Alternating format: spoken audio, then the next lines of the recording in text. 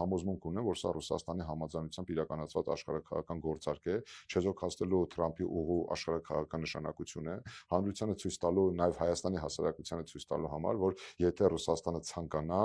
ապա շրջափակումը կարող է իրականացվել առանց Թրամփի ուղու շահագործման, հետևաբար սա նաև Ալիևի կողմից շատ հաշվարկված եւ մտածված աշխարհաքաղաքական խաղ էր, ցույց տալու համար, որ այո, իրենք գնացել են Թրամփի ուղու ուրեմն գործարկմանը, բայց իրենք չեն անտեսում նաև իրենց այլ գործընկերներին, մասնավորապես Ռուսաստանի հետ հարաբերությունների ասպեկտը եւ ցանկացած բայի հաշվառնելու նաև Ղազախստանի գործոնը, ԵԱՏՄ-ի գործոնը, ընդհանրապես տարածաշրջանի աշխարհաքաղաքական հետաքրքրությունների իրողությունը, իրենք մի այնպիսի բազմաշերտ քայլ են իրականացրել, որով ըստ էության նման հարցեր են առաջանում։ Կոնկրետ նաև ինձ մոտ էլ, որովհետև իսկապես, եթե հնարավոր էր Ադրբեջանի տարածքը օգտագործել Հայաստան-Բեռներ տեղափոխելու համար, եղբայր, ինչ եք էս 1 տարի կամ 2 տարի կամ 3 տարի կամ մշտապես սևեռվեր Սյունիքի տարածքով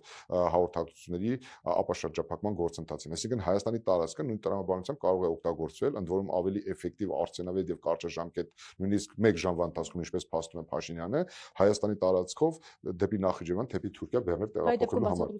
Բացատրությունը նշեցի, այստեղ բազմաշերտ, բազմակալ կոմբինացիա է խաղարկվել Ռուսաստանի դերակատարությունը ընդգծելով, որովհետև եթե Ռուսաստանը չցանկանար, այդ երկաթգծով այդ բեռները չէին տեղափոխվի, այսինքն բավականին ենթատեքստ եւ աշխարհաքաղաքական ուղերձ պարունակող քայլ է իրականացել։